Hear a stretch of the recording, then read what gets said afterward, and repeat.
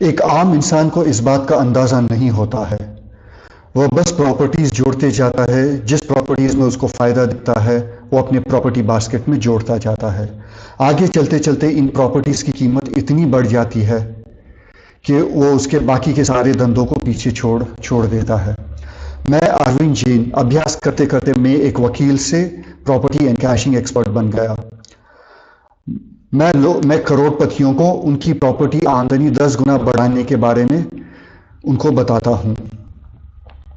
मैंने 2000 करोड़ से ज़्यादा प्रॉपर्टीज़ पर काम किया है और करीब 100 से ज़्यादा इन्वेस्टर्स के साथ मैंने काम किया है।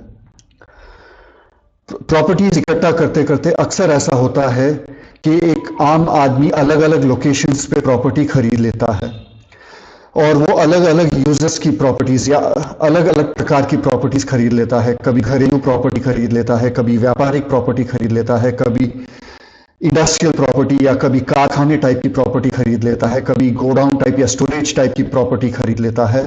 इन सब अलग अलग तरह की प्रॉपर्टीज़ उसके पास इकट्ठा हो जाती है। दिक्कत तब आती है जब ये प्रॉपर्टीज़ दूर दूर पर स्थित हो और उसके लिए और रोज उनके अलग अलग कामों के लिए अलग अलग लोकेशन पर भागना पड़ता है। उन पर बाउंड्री वॉल बनाना पड़ता है, उनको डेवलप करना पड़ता है, उनके टैक्सेस भरने पड़ते हैं और उनके मार्केट के भाव ट्रैक करने पड़ते हैं। तब दिक्कत आती है और ऐसा करने से काम बहुत बिखर जाता है और काम में कोई फोकस नहीं होता है। इतना काम करने के बाद भी सही मुनाफा नहीं मिलता है। बेहतर होता अगर कोई भी जो लोग प्रॉपर्टी में नए से शुरू कर रहे हैं वो कुछ सिमिलर टाइप की प्रॉपर्टीज या कुछ विभिन्न तरह की प्रॉपर्टीज को इकट्ठा न करे और सिमिलर टाइप की प्रॉपर्टीज को इकट्ठा करे। अगर आप ऐसा नहीं करोगे तो आपको एक कंसोलिडेशन प्रोसेस करना पड़ता है जिसमें आप 2-3 साल में प्रॉपर्टीज को आपको अनवांटेड प्रॉपर्टीज या जिस प्रॉपर्टीज में आपको फायदा नहीं हो रहा है, जिस प्रॉपर्टी से आपको दिक्कतें ज्यादा आ रही है, उन प्रॉपर्टीज को आपको तुरंत से बेच के बाहर निकलना पड़ता है और उस दौरान में आपका मुनाफा उतना नहीं होता है और उस दौरान में आप अपने मुनाफे पर ध्यान नहीं दे सकते हो। आप सिर्फ अपना जो कंफ्यूजन है उसे कम करने की कोशिश करते हो। कंसोलिडेशन प्रोसेस में एक 2-3 साल का वेस्टेज हो जाता है अक्सर इन्वेस्टर्स की जिंदगी में। तो आपको प्रॉपर्टीज किस तरह से फोकस करना चाहिए? आपका व्यापार का बैकग्राउंड क्या है? आपकी पढ़ाई लिखाई का बैकग्राउंड क्या है? आपके परिवार का बैकग्राउंड क्या है?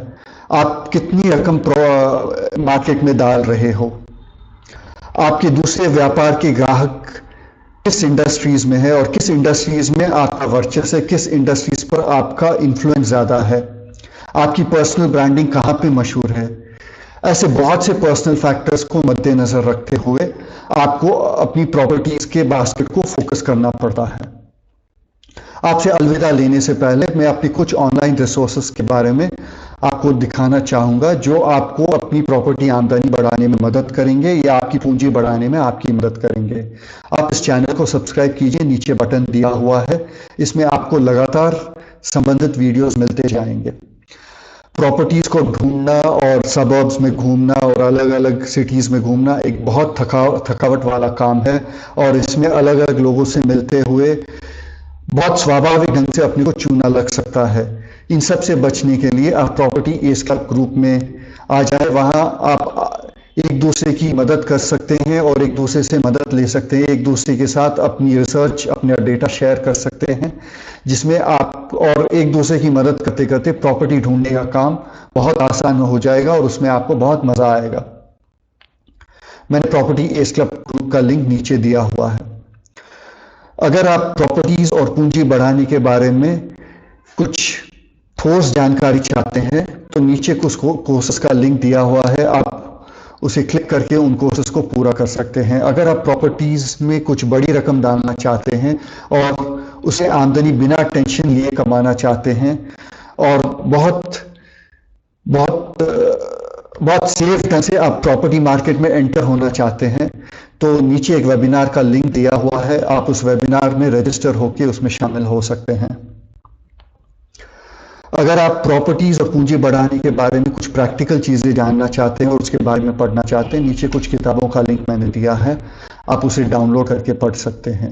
अगर आप चाहते हैं कि प्रॉपर्टीज या पूंजीज पर मैं किसी और विषय पर और वीडियोस बनाऊं, तो मैंने एक फॉर्म दिया है, आप उस फॉर्म में भर सकते हैं और मैं कोशिश करूंगा कि जल्द से जल्द मेरी योग्यता अनुसार मैं उन वीडियोस को बनाकर आपके सामने रख सकता हूं। अगर आप मुझसे किसी और तरह से जुड़ना चाहते हैं तो मैंने एक कोलैबोरेशन फॉर्म नीचे दिया हुआ है, आप उसे फिलअप कर सकते हैं और अगर मुमकिन हुआ तो मैं खुद आपको कांटेक्ट करूंगा। मैं आप बहुत जल्द आपको किसी और वीडियो में मिलूंगा। अलविदा, बाय, टेक केयर।